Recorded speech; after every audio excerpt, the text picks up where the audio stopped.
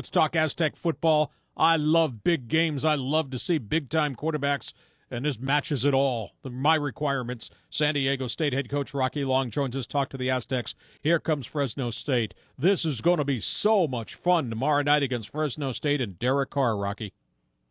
Good morning. Yeah, well, I hope it's fun. I mean, it wasn't any fun when we played against him last year, and he's playing at maybe a higher level than he did last year, and he's got all the same weapons that he had with him last year. So they're on a record pace as far as yardage and points go. We're going to have to play really well to have a chance. Bye week. Lots of time in your think tank with your coaches to devise and do things that slow them down at their strengths. That bye week came at the real right time for the coaches, didn't it?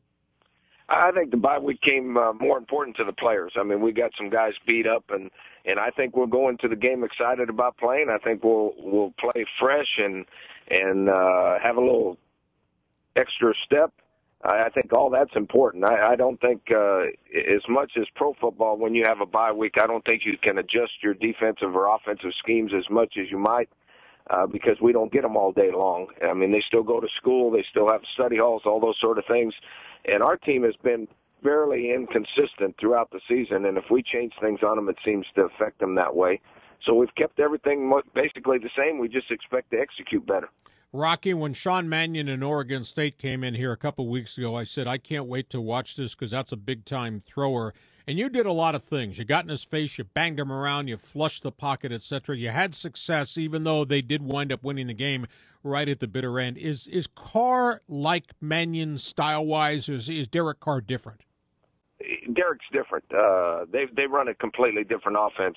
Oregon State is a pro set. Mannion is a great thrower in a pocket.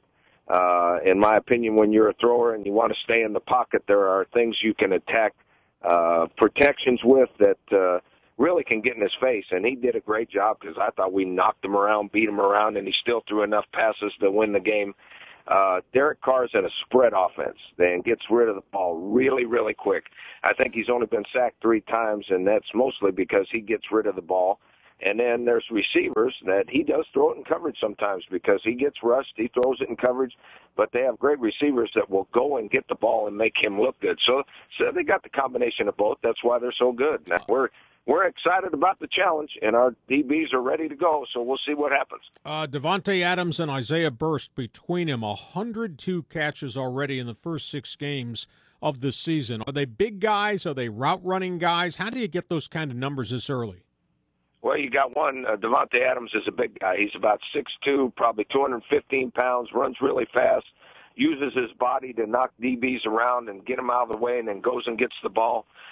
He's been the Mountain West Conference Offensive Player of the Week 2 weeks in a row because of what he's done. He's got a bunch of touchdown passes in the last 2 weeks.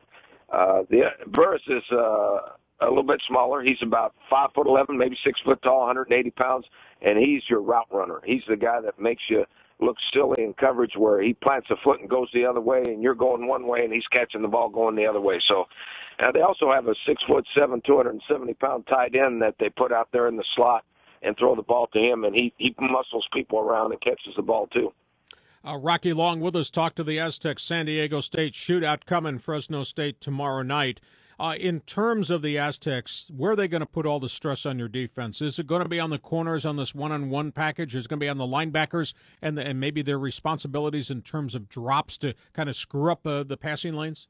I think that's a great question. I think it puts the pressure more up front. If you can get a decent pass rush with a 3-man rush or a 4-man rush, you can drop those linebackers out of there. You can get them out of there. You can get them underneath. And then it becomes how well the defensive backs play in the intermediate zone and the deep zone. They'll throw Derek Carr will throw a lot of deep shots just to see if his receivers can go get it even when they're covered. But you can play pretty good coverage if you can drop the linebackers deep, make the intermediate zone small, but that's relying on a 4-man pass rush that makes him throw it on time.